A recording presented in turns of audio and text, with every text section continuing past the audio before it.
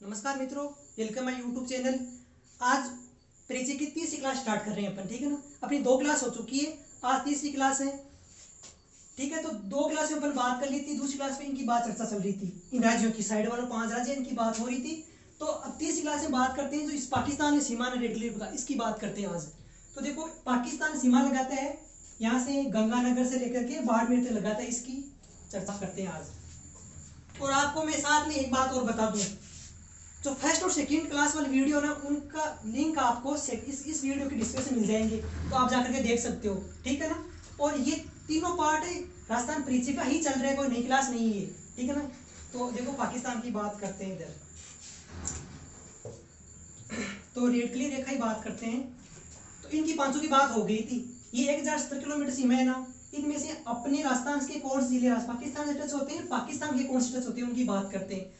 तो देखो, अपने राजस्थान के तो गंगानगर, बीकानेर, जैसलमेर, बाड़मेर 4 जिले हैं जो पाकिस्तान से सीमा लगाते हैं कहीं ना कहीं। तो पाकिस्तान के भी लगाते हैं, वो कितने? तो अपने तो कितने हैं? 4, ठीक है, अपने तो 4 है। और पाकिस्तान कितने, उनकी बात करते हैं। पाकिस्तान तो अपने 4 जिले सीमा लगा रहे हैं, कितने? 4। और पाकिस्तान के वापस कितने लगा रहे हैं? 9 जिले सीमा लगा रहे हैं पाकिस्तान के। जिले तो पाकिस्तान के 9 लगा रहे हैं, राज्य लगा रहे हैं 2, ये भी ध्यान रखना है। राज्य 2 है, जिले 9 है, ये भी ध्यान रखना है। अपने वालों का ऑलरेडी पता है, 1070 किलोमीटर की सीमा है। ये पाकिस्तान से कितने लगाता है? 1070 किलोमीटर पाकिस्तान सीमा लगाता है राजस्थान से। तो देखो, पाकिस्तान 9 जिले हैं, राज्य 2000। ये राज्य तो यहाँ पे पंजाब है, ये पंजाब राज्य है पाकिस्तान का, ठीक है ना। पंजाब राज्य पाकिस्तान का है। और एक राज्य है यहाँ पे सिंध, ये सिंध पड़ता है यहाँ पे, सिंध, ये भी राज्य है पाकिस्तान का। तो पंजाब है ना, पंजाब के 3 जिले राजस्थान से सीमा लगाते हैं। 9 में से 3 तो पंजाब लगाते हैं राजस्थान से, और बाकी कितने? 6, ये 6 लगाते हैं सिंध के जिले जो राजस्थान से लगाते हैं। पंजाब के 3 जिले कौन कौन से हैं? पाकिस्तान के या पंजाब के 3 जिले कौन कौन से, उनकी बात करते हैं। तो फिर एक है रही बहावल नगर, ऊपर से स्टार्ट करता हूं, बहावल नगर, बहावलपुर, बहावलपुर, रहीम यार खान, घोटकी, ठीक है। ये 3 घोटकी की बात करते हैं, 3 ही ये, बहावलनगर, बहावलपुर, रहीम यार खान, ये 3 पाकिस्तानी जिले हैं जो पंजाब के हैं, ठीक है ना। ये 3 से सीमा लगाते हैं। इनकी 6 की बात करते हैं। इनमें से देखो, घोटकी, सुकुर, घोटकी, सुकुर, संगर, संगर जिला है पाकिस्तान का, संगर, मीरपुर, और थार पारकर, ठीक है ना, थार पारकर, ये थार पारकर, उमरकोट या अमरकोट, ठीक है ना, उमरकोट या अमरकोट बोल सकते हो, अमरकोट। ये 6 जिले हैं पंजाब राज्य के हैं जो राजस्थान सीमा लगाते हैं। तो देखो, नोकी वापस बात करूं, रहीमार खान, ये सॉरी, बहावलनगर, बहावलपुर, रहीमियार खान, घोटकी, सुकुर, संगर, मीरपुर, थार पारकर, अमरकोट। 9 हो गए ना। देखो, 1 2 3 4 5 6 7 8 9, ये 9 जिले हैं पाकिस्तान के जो राजस्थान सीमा लगाते हैं, ठीक है ना। कितनी? 1070। ये होगी कंप्लीट। इसके बाद याद करने का तरीका ये कि इसके तीनों बड़े बड़े जिले हैं, भावलनगर, बहावलपुर, रहीमियार का, तीनों बड़े बड़े हैं। तो याद, बड़े बड़े जिले किसके? पाकिस्तान के हैं। घोटकी, सुकुर, संगर, मीरपुर, थार पारकर। थार पारकर, तो ये तो 3 सेम तो याद हो जाएंगे। थार पारकर की नस्ल की गायें पाई जाती है पाकिस्तान, जो अपने भी फेमस है, थार पारकर वो है। अमरकोट सब फेमस है, आपको पता है, मूमल महेंद्र वाला, अमरकोट का महेंद्र, जैसलमेर लोधरवा की राजकुमारी मूमल, वो खाने वाला, वैसे याद रह जाएगा, ठीक है। ये होगी पाकिस्तान की बात। अब अपन बात कर लेते हैं किसकी? अब बात करते हैं अपने आगे इसकी, जैसलमेर में जो सीमास्तान की बात हो गई अंदर की। अब एक बार वापस आते हैं, राजस्थान के अंदर आते हैं अपन। बाहर की तो बात होगी, कंप्लीट हो गई। बाहर जो 5 राज्य हैं, एक देश, कंप्लीट बात हो गई। क्वेश्चन पूछेगा तो इनमें से पूछेगा, और बाकी कुछ ही नहीं रहे। अब 2 बात बता देता हूँ, एक तो ये बाड़मेर, ठीक है, एक तो बाड़मेर और एक गंगानगर, ये 2 जिले ऐसे हैं जो अंतरराष्ट्रीय सीमा भी लगा रहे हैं, अंतर्राज्यीय सीमा भी लगा रहे हैं। तो आपको ध्यान रखें, पूछ सकते हैं कौन से दो जिले हैं जो अंतरराष्ट्रीय और अंतर्राज्यीय दोनों सीमा लगाते हैं। तो एक तो है गंगानगर और एक कौन सा है, बाड़मेर। ये दोनों है दो दो सीमा लगाते हैं, ये भी थोड़ा सा आपको ध्यान रखना है। अब बात कर लेते हैं, वापस राजस्थान के अंदर आते हैं, अंदर बात कर लेते हैं। बात करते हैं देखो पाली जिले की। राजस्थान का एक फेमस जिला है पाली, इसकी बात कर लेते हैं। राजस्थान का पाली एकमात्र जिला है जिसको राजस्थान के 8 जिले टच करते हैं, ठीक है ना। पाली को राजस्थान के 8 जिले टच करते हैं, वो कौन कौन से हैं, ठीक है ना, 8। तो देखो अपने एक तो नागौर टच करता है, एक तो नागौर टच करता है पाली को, बाद में इधर जोधपुर करता है, फिर जोधपुर के बाद में इधर ये बाड़मेर, ठीक है ना, बाड़मेर बाद में जालोर, ये जालोर भी टच करता है, जालोर बाद में सिरोही, ये भी टच करता है, राजसमंद ये भी टच करता है, उदयपुर भी टच करता है, ठीक है ना, इधर अजमेर टच करता है। कितने हो गए, 1 2 3 4 5 6 7 सॉरी 6 7 हो गए ना, नहीं 8, 7 और 8, ये 8 जिले हैं राजस्थान के जो पाली से टच करते हैं, ठीक है ना। कौन कौन से, मध्यवर्ती है लगभग, देखो अजमेर मध्यवर्ती है, नागौर मध्यवर्ती है, भुआ बदवाला जिला, जोधपुर भुआ बदवाला, इधर राजसमंद, तो 4 जिले तो ये ना भुआ बदवाले अंतर्वर्ती जिले जो पाली से टच होते हैं। पाली खुद अंतर्वर्ती है। 4 जिले यहाँ लाइन वाले, बाड़मेर, जालोर, सिरोही, उदयपुर, ये 4 बॉर्डर वाले हैं जो इसे सीमा होते हैं। तो पूछ सकते हैं राजस्थान एकमात्र जिला जो 8 राज्यों से, सर्वाधिक राज्यों से, जिलों से सीमा लगाता है, वो कौन सा है, पाली। इसके बाद में आता है जयपुर। जयपुर की थोड़ी सी बात कर लेते हैं। जयपुर लगाता है 7 जिलों से सीमा। 7 कौन कौन से, सीकर, नागौर, दौसा, भरतपुर, टोंक, अजमेर से भी लगाता है, इधर सवाई माधोपुर से लगाता है, ठीक है ना। ये 7 है, जयपुर से होता है। अब बात करें नागौर की, नागौर लगाता है 5 से। 5 कौन कौन से, इधर जोधपुर से लगाता है, बीकानेर से, पाली से, अजमेर से, जयपुर से, ये 5 है जो नागौर से लगाते हैं। ये थोड़ा आपको ध्यान रखना है, कई बार पाली का ना पूछ जयपुर का पूछ, तभी 7 से लगाते हैं, ठीक है ना, ये भी आपको ध्यान रखना है। अगली देखो अंदरी जिलों की बात करते हैं, तो 2 जिले राजस्थान के ऐसे हैं जो खंडित जिले हैं, जिनको खंडित जिले बोलते हैं, ठीक है ना। वो कौन कौन से हैं, एक तो है अजमेर, अपना ये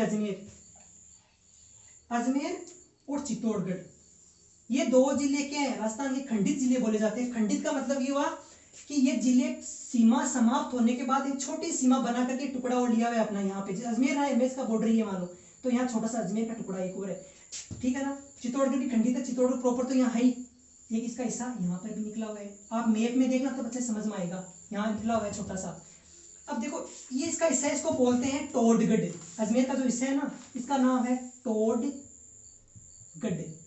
ठीक है ना, टोडगढ़ है, इसकी टोडगढ़ बोलते हैं। चित्तौड़गढ़ का जो हिस्सा निकला है इसको बोलते हैं बेंसरोडगढ़।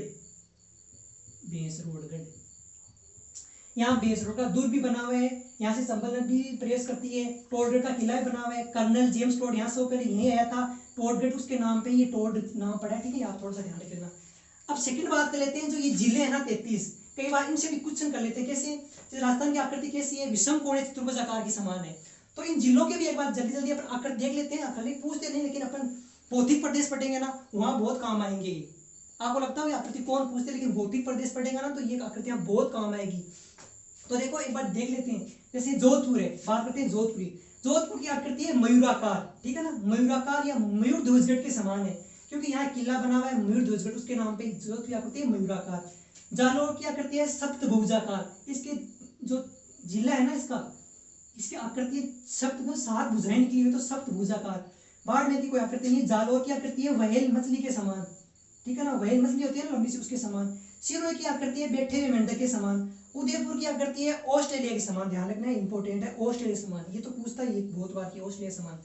अदर आते हैं, इनकी कोई आकृति नहीं है। चित्तौड़गढ़ की आकृति है घोड़े की नाल के समान, घोड़े की नाल होती है ना उसके समान, इसके नहीं है, जो टुकड़ा है ना बेंसरोड में बताया था, इसकी है घोड़े की नाल के समान। भीलवाड़ा की आकृति है आयताकार। अजमेर की आकृति है त्रिभुजाकार। नागौर की कोई आकृति नहीं है। सिक्कर की है अर्धचंद्राकार या प्याले नुमा, ये भी इंपॉर्टेंट है कि सिक्कर की आकृति कैसी है, प्याले नुमा या अर्धचंद्राकार। जयपुर की आकृति भी इंपॉर्टेंट है, पानी पीने की सुरई की समान आकृति किसकी है, जयपुर की। दौसा की है धनुषाकार। भरतपुर की है गिलहरी नुमा आकृति। और टोंकी भी ऑस्ट्रेलिया समान है, देखो उदयपुर टोंकी ऑस्ट्रेलिया समान है। करौली की है बत्तख के समान, बस ये आकृतियां, और की तो आकृति नहीं है, ठीक है ना। एक पॉइंट भी ध्यान रखना, राजस्थान का एकमात्र जिला है जो 2 बार सीमा लगाता है खरीने की, तो ये कोटाई सीमा देखो यहाँ से स्टार्ट होती है, ये कोटाई से बसा हुआ है ऐसे, तो कोटाई सीमा एमपी से यहाँ से भी लगती है और इधर भी लगती है, दोनों ओर लगती है, ये भी आपको ध्यान रखना है, ठीक है। अब बात कर लेते हैं, देखो ये पाकिस्तान की बात कर रहे थे अपन। पाकिस्तान में देखो जैसलमेर का जैसलमेर जो बॉर्डर सीमा लग रही है, एक जगह ऐसी है जहाँ पे सीमा ना विलुप्त हो जाती है, जहाँ तारबंदी मतलब ये बॉर्डर ना बीएसएफ वालों का जो अंतरराष्ट्रीय अपना बॉर्डर है, वहाँ एक जगह है, उसका नाम है शाहगढ़ बल्ख। यहाँ लिखता हूँ शाहगढ़ बल्ख। ये शाहगढ़ बल्ख बहुत फेमस है क्योंकि जो ये पाकिस्तान वाली बॉर्डर की सीमा है ना, यहाँ पे तारबंदी की हुई है 40 किलोमीटर। कितनी? 40 किलोमीटर पे तारबंदी की हुई है। ये तारबंदी इतनी मतलब तूफान आंधी आती है यहाँ पे मरुस्थल में, तो ये तारबंदी विलुप्त हो जाती है। तो ये काफी फेमस है शाहगढ़ बल्ख, बहुत बार पूछते हैं शाहगढ़ बल्ख, ये भी याद रखना आपको। अब एक पॉइंट और याद रखना, राजस्थान की क्षेत्रफल तो हो गया था 3,42,239 किलोमीटर। साथ में यह भी ध्यान रखना कि राजस्थान की कुल जनसंख्या कितनी है। तो जनसंख्या 2011 के अनुसार राजस्थान की जनसंख्या है 6.86 करोड़। 6.86 करोड़, ये भी आपको ध्यान रखना है। 2011 के अनुसार जनसंख्या है राजस्थान की 6.86 करोड़, ये ध्यान रखना है। ये 6.86 करोड़ पूरे भारत की जनसंख्या की कितनी प्रतिशत है?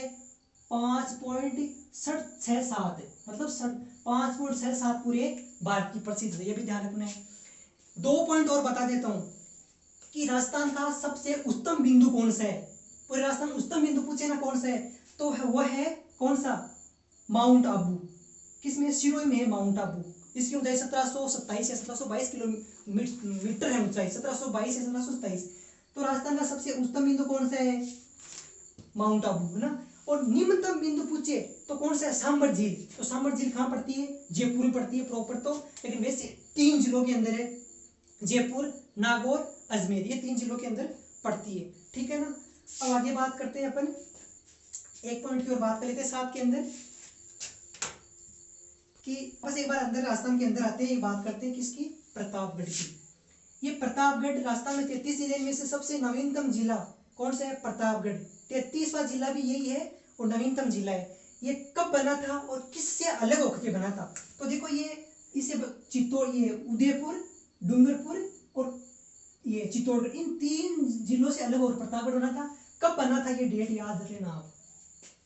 तो 26 जनवरी 2008, 26 जनवरी 2008 में बना था। ये डेट याद रखना, नवीनतम जिला है, डेट याद रखना, 26 जनवरी 2008, ये डेट याद रखना, ठीक है। आगे बात करते हैं दो इन जिलों की, जैसलमेर, बाड़मेर की, धौलपुर की बात करते हैं। सबसे छोटा जिला धौलपुर, मैंने फर्स्ट क्लास में बता दिया, बड़ा बता दिया। तो देखो ये पूछे अपन को कि राजस्थान में सबसे पहले सूर्योदय कहाँ होता है, सबसे बाद में कहाँ होता है, सबसे पहले अस्त कहाँ होता है, सबसे पहले उदय कहाँ होता है। तो राजस्थान में पूछे तो राजस्थान में सबसे पहले सूर्योदय होता है धौलपुर में। तो देखो सूर्योदय पूर्व दिशा में तो होता है, तो पूर्व में धौलपुर ही है, इतना अपन को ऑलरेडी पता है। तो धौलपुर में सबसे पहले सूर्योदय होता है। धौलपुर ऑप्शन में नहीं हो तो वो तहसील ले सकता है, जगमोहनपुरा तहसील बताई थी मैंने, एक गांव बताया था, कौन सा? सिलाना गांव बताया था। तो राजस्थान में सिलाना गांव में, जगमोहनपुरा तहसील में, धौलपुर जिले में सबसे पहले सूर्योदय होता है। तो देखो जहां सूर्योदय पहले होगा वहीं तो सबसे पहले अस्त होगा ना, तो अस्त भी यही होता है, ये भी साथ में ध्यान रखना।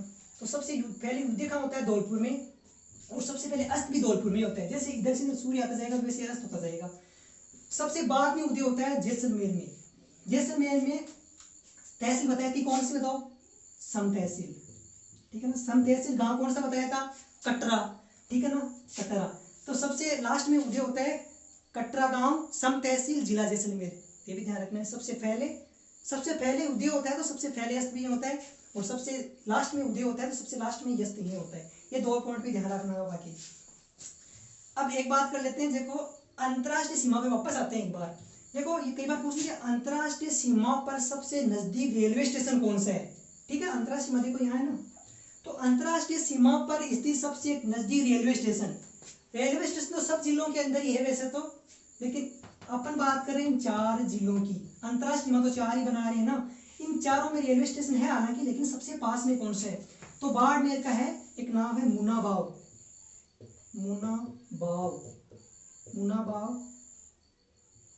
रेलवे स्टेशन, ठीक है ना। मुनाबाव रेलवे स्टेशन ये बाड़मेर के अंदर है, अंतरराष्ट्रीय सीमा के सबसे नजदीक में यही है, ये भी इंपॉर्टेंट है, मुनाबाव याद रखना, ठीक है। ये हो गया। अब पूछे कि बंदरगाह, एक बंदरगाह भी है, तो राजस्थान में सबसे नजदीक बंदरगाह कौन सा है? अब अंतर्राष्ट्रीय में बात नहीं करो, अंतर्राष्ट्रीय में बात तो मुनाबार रेलवे स्टेशन हो गया। अब मैं सिर्फ राजस्थान की बात करूं कि राजस्थान में कोई बंदरगाह है नहीं, ठीक है। तो राजस्थान के सबसे नजदीक बंदरगाह है कौन सा? वो बंदरगाह है कांडला। और वो कांडला बंदरगाह है कहाँ? गुजरात। कौन सा बंदरगाह है? कांडला। कांडला बंदरगाह राजस्थान गुजरात के अंदर सबसे नजदीक है। अब देखो आपको क्वेश्चन पूछना है कि राजस्थान का सबसे नजदीक बंदरगाह है कौन सा है, तो कांडला उसमें नहीं मिलेगा। आप कंफ्यूज मत होना कि सिर्फ आपने तो कांडला बताया था, कांडला उसमें नहीं है, क्योंकि इसका नाम चेंज कर दिया है। इसका नाम, नया नाम क्या है वो याद रख लो, अभी करंट का क्वेश्चन है ये।